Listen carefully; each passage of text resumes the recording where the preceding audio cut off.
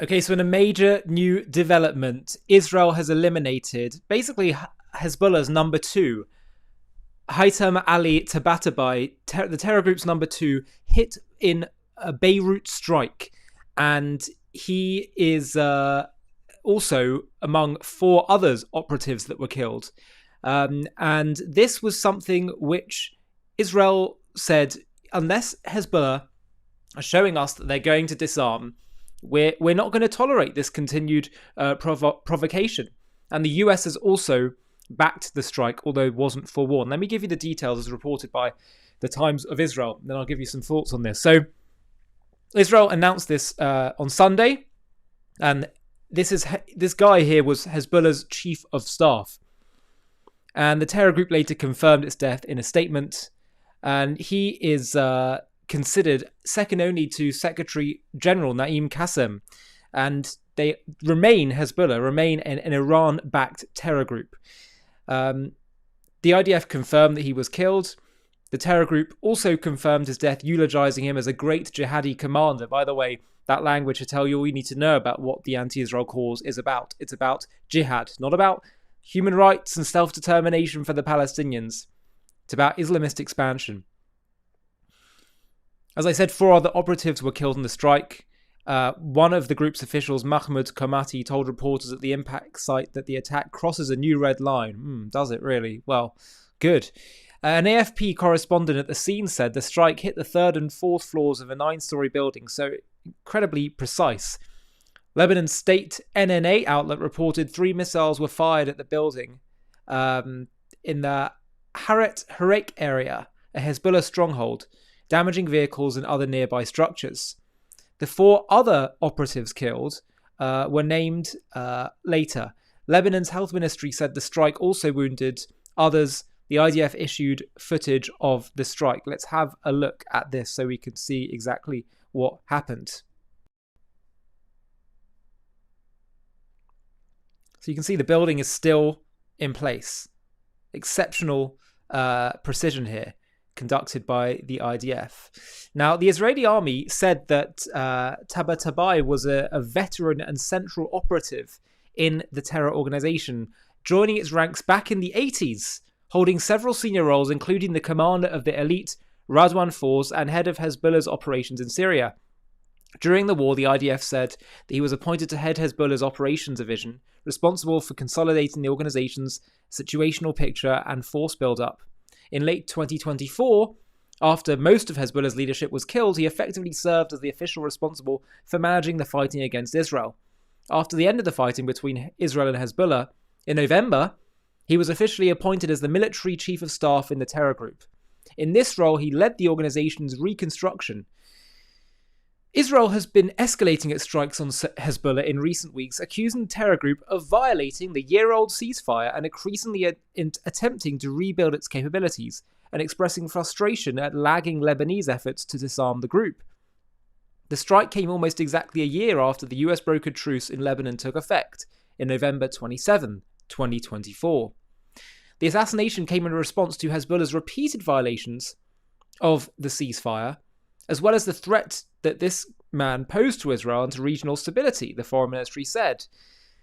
The Lebanese government has failed to address Hezbollah's violations, and Hezbollah is working to restore and expand its military capabilities. The foreign ministry maintained Israel is committed to the full implementation of the ceasefire understandings and has reported hundreds of violations through the international mechanism led by the United States. The Prime Minister's office announced shortly after the attack the IDF struck in the heart of Beirut the Hezbollah chief of staff who led the organization's military build-up and armament efforts.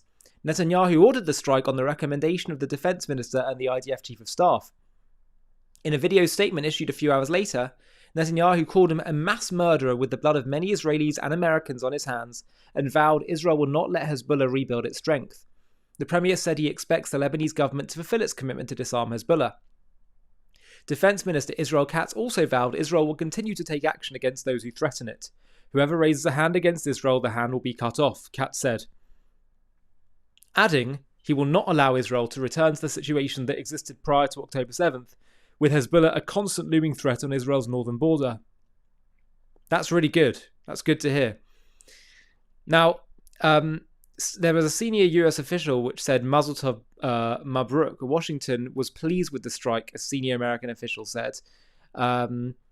Before slipping into Hebrew and Arabic, we think it's a wonderful thing. Yalla Mazel Tov Mabruk. Channel 12 reported the US had known for several days Israel was planning to escalate its strikes in Lebanon, but was not alerted in advance about this specific strike. So there's lots more to say on this. And I think this, obviously, clearly is an escalation. But quite frankly, it's a necessary one. And it seems to me that maybe since October 7th, Israel is showing less restraint, less fear, perhaps, of doing what it needs to do. I still think not enough. Because if Hezbollah have arms at all, if there are fighters out there at all and they're rebuilding, you go in there and stop them. But at the very least, the fact that they're going for senior figures, it's going to really, I think, threaten and scare and hopefully paralyze Israel's enemies, because every time someone takes that position in Hezbollah, they're going to be thinking, gosh, am I next in the firing line? The problem is they all want to be martyrs, so they might be happy with that.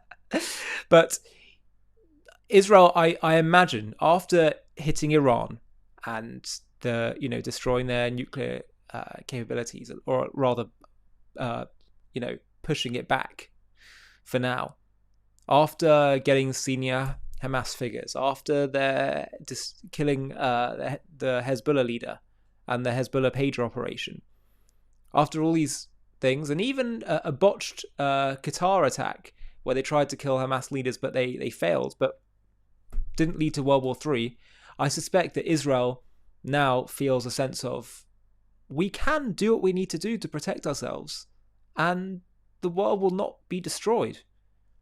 And frankly, you have a moral duty to protect the people, and if you can't do that, if the world won't tolerate that, well, too bad.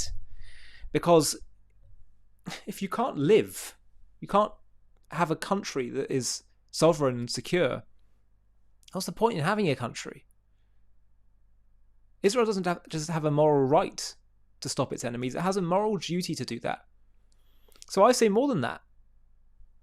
Why just stop the leaders? Anyone that's involved in the Hezbollah project, that's helping to arm Hezbollah, plan attacks, they should be destroyed, and should be destroyed now. Eliminated now. If someone rises to kill, you rise up and kill them first. This is why I could never understand with the 12-day war, as Trump called it, why Israel was stopped from finishing the job. This isn't about regime change in Iran. That's for the Iranian people to decide. But destroying a current regime that is trying to destroy you, Israel has every right to do that. But Trump said, no, stop. And Israel could have done so much more to scale back Iran's abilities. So I think this is the real message here. It's so important that we don't lose that sense of confidence, that we shouldn't be intimidated into doing what we need to do to protect ourselves. They're not intimidated, the other side, or at least they pretend not to be, so we shouldn't be as well. And frankly, the less fear we have in doing what we need to do, the more intimidated they will be. Now, before we finish, a quick thing I wanted to mention to you is that one country that I think we do not talk often enough about, but we need to, is Qatar. They are playing a sinister role in pretending to be this, on the one hand, sensible, moderate voice that allows for discussion between all sides, but actually they're playing the West for fools, funding its enemies at the same time. And we've created a new documentary called Qatar, the Great Deceiver, which explains how Qatar is actually, on the one hand, funding, partnering with Western countries, Western academia and media, but actually it has a very sinister agenda. Have a watch of our trailer for this new documentary, and if you want to watch the full thing, just click the JTV Plus link in the video description. This is an important one. Qatar, a gleaming nation on the Arabian Peninsula. All glass towers and gold-plated excess, where the super-rich jet in for the art fairs and World Cups, where Western universities open campuses, and diplomats toast to partnership. But look closer at the glittering mirage, and the shimmer reveals something sinister. For 2 decades, this tiny state has been executing the greatest con in modern geopolitics, convincing the world it's a bridge between civilizations while secretly bankrolling the arsonists on both sides. The name Qatar should make Western leaders shudder. Instead, they shake hands with its emirs, park fighter jets on its soil, and call it an ally. On October 7, 2023, the mask slipped, as 1,200 souls were slaughtered in Israel in a symphony of savagery orchestrated by Hamas. The world saw where the terrorist leaders live, not in tunnels beneath Gaza, but in luxury villas in Doha, under Qatar's protection. And as the bodies were being counted, Qatar's leaders didn't condemn the massacre, they called for restraint. This is the untold story of the Gulf's master deceiver, how a nation smaller than Connecticut is playing the West for fools. As you are watching this, billions are flowing from Doha into extremist networks, while Western elites cash Qatari checks and sing its praises. In this JTV Plus documentary, we follow the money, we expose the double game, and we ask the question that should haunt every Western capital: how are we letting them get away with it? To watch this JTV Plus documentary and access much more premium content, click on the link in the video description.